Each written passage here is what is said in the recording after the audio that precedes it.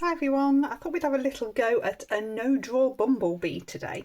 So I have got a 7 inch bit of Saunders Waterford cotton paper, but use what paper you've got. I've got my Cotman palette, which is what I'm using for the beginners series. There's a link for that in the description. I'm going to use 3 brushes. I've got a round number 10, a round number 6 and a rigger. And I'll talk you through as I go. So let's get a little bit of a background on. So we want plenty of water.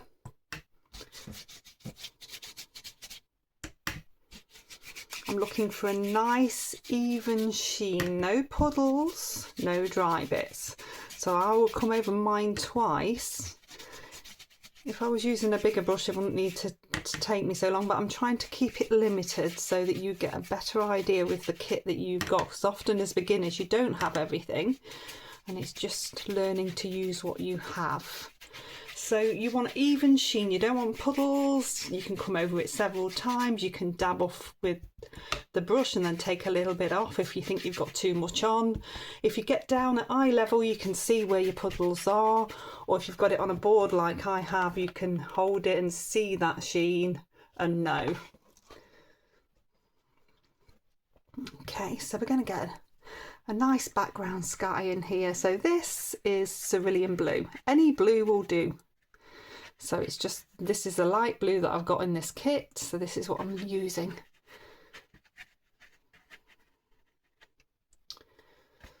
I'm just dabbing on using a little bit of a circular motion. Now I do want you to think about where your bee might be, because yellow and blue make green.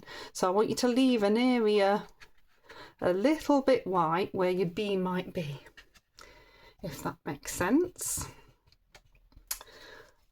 I'm going to come in with a darker blue, so we make this a little bit more atmospheric and different, and come round the edges. So this is ultramarine blue, it's the other blue that I've got in this kit, but use what blues you have. So what I'm doing now is coming round the edges.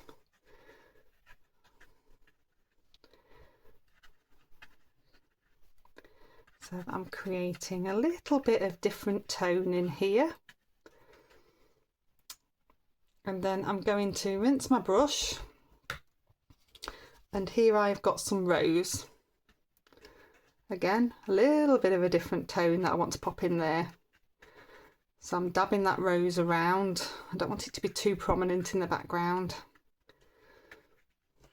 So I've got a nice tone happening there. So that was all with my round number 10. I'm now going to go to my round number 6 and I need to pop this bee in. Now I've rinsed my brush, checked it's clean, and I'm coming into, this is cadmium yellow and it's pretty neat. I've dabbed my brush off on the kitchen towel.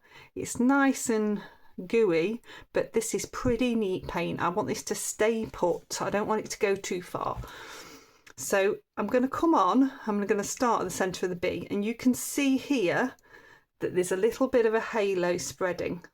So it's not quite ready. So we're in the UK, I'm in the UK, and it's quite a damp day. It's quite cool outside, it's been raining, and what I'm waiting for is for the sheen to go off the paper a little bit. This is something you have to learn. And it comes with trial and error. Even I still rush things now, especially when I am trying to do videos or I have a class watching me, because you feel like everybody is waiting for paint to dry. Now you can't dry it with a hairdryer or a heat gun because it will get too dry. It's a case of patience and waiting, and it's learning that when that sheen goes, that's the right time to go on. So I'm just going to give this a second. Whilst I'm waiting for this, depending on which country you're in, you might find you're going straight on and it's nearly dry.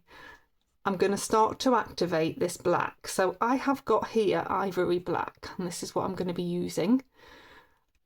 You can use Payne's Grey. Payne's Grey is a more of a shooty pigment, and that shooty pigment tends to go a little bit further. So it's one to be cautious of. Another option is to use a mixture of ultramarine and burnt umber, which if I hadn't got the ivory black there, that's what I would use, the ultramarine and the burnt umber. So that makes a really nice dark that isn't too shooty. So it's starting to learn about your pigments.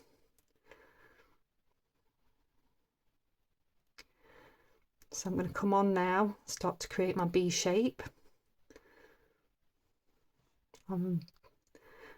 I've not got a reference photo, so this is a made-up bee. I've got a nice yellow bee shape there.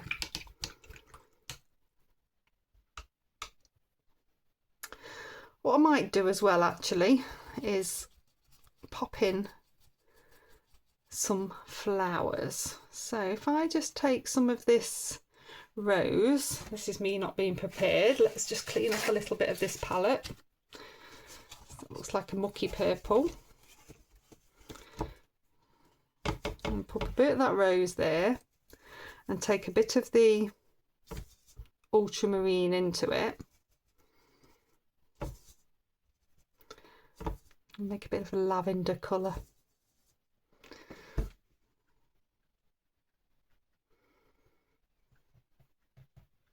And then the bee's got something to go on to, so I'm just dotting in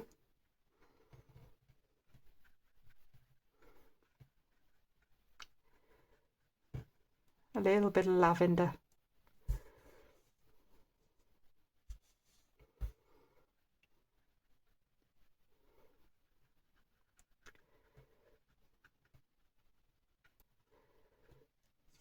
Odds will always work better than evens, so I'm going for 3.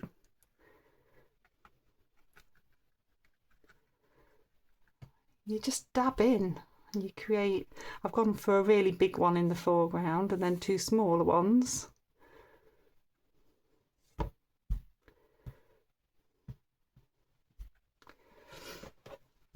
Okay, give my brush a bit of a rinse.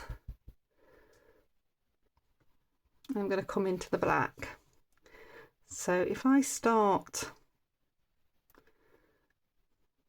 in the centre, put that stripe in first and then this one at the back. What you want is that fuzziness to happen. You see that happening? Takes a bit of practice. You can get some really lovely effects. Just like that, I've got a fuzzy bee.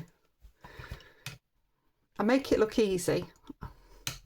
I'm sorry. It is tricky. You will get there.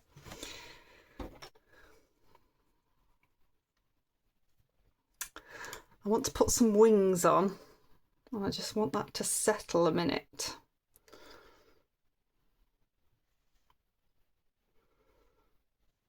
There's lots of different ways to do wings, but this one's just using the blend of the paint. So I've got a clean, dry brush and I can just blend the paint out a little bit to start to create the wing shape.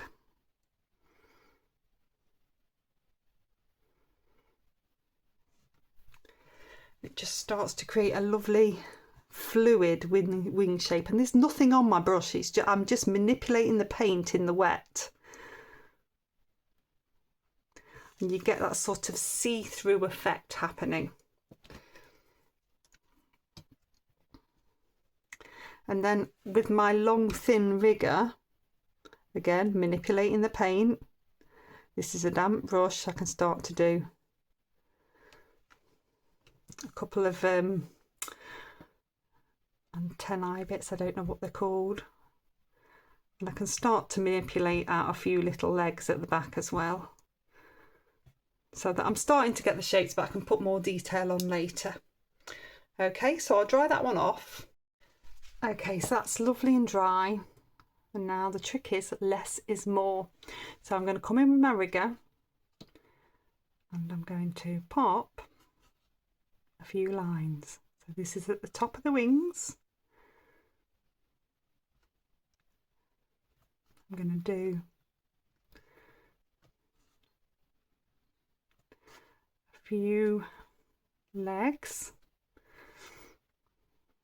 and a tiny bit coming out here. Now with my round number 6, which is wet, I'm just taking a little bit off on my hand. I'm just going to touch this top section. So what I want to do is something called softening in. So I'm just going to get a little bit of water. I'm touching the paint, I'm pushing the brush down, and I'm creating this top edge of the wing. Just like that. So I can take a little bit off. So I'm manipulating the paint that's there to just soften that edge. I want that edge to be barely visible, but I want it to be visible. I can just touch in, make sure that they're grounded into the body. So just like that, I've got a really nice wing. And if you're worried about it not looking see-through, take a little bit of the blue in. A little bit of the blue will just make it look like it's see-through. But it should work really, really well. If it's too strong, you dab it off and you can just lift it off. So dab with a brush and then lift off.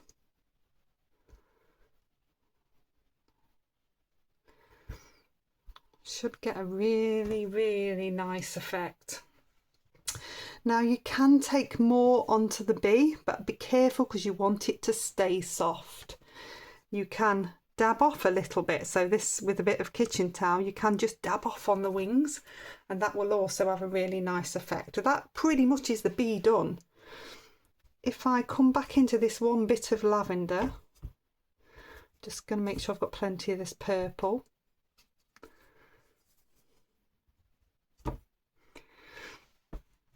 Then I can just bring this bit to life a little bit.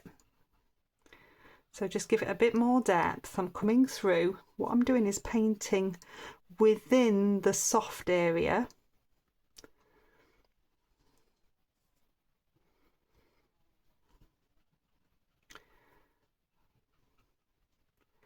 I'm just dabbing in just to create a little bit more detail, but I'm not coming right the way to the edge of the soft area.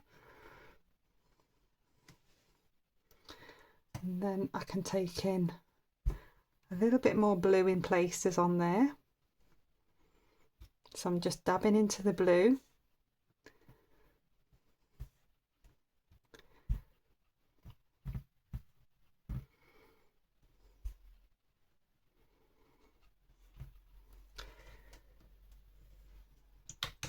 And a little bit of the rose as well. So you're just getting a variety of tone in here. If I take my round number 10, in fact it's so realistic, I've got a fly flying around it, and I can just dab in with a little bit of water, just so this isn't all hard. It's often about hard and soft edges meeting together. So I'm just adding little bits of water. Doesn't matter how far they go really, and that's going to help to hold all that together. So it's a really simple, effective way to have a little play. So I'll dry that off, and there we go. So I've taken the tape off. So it's a really simple, effective way for you to have a go at controlling wet in wet to create something little like a bee. And it's a really lovely exercise to do. There's no pressure to get it right. Bees come in all shapes and sizes. So please do have a go. I hope you've enjoyed it. I'll pop a playlist here and a video here, and I shall see you next time. Bye.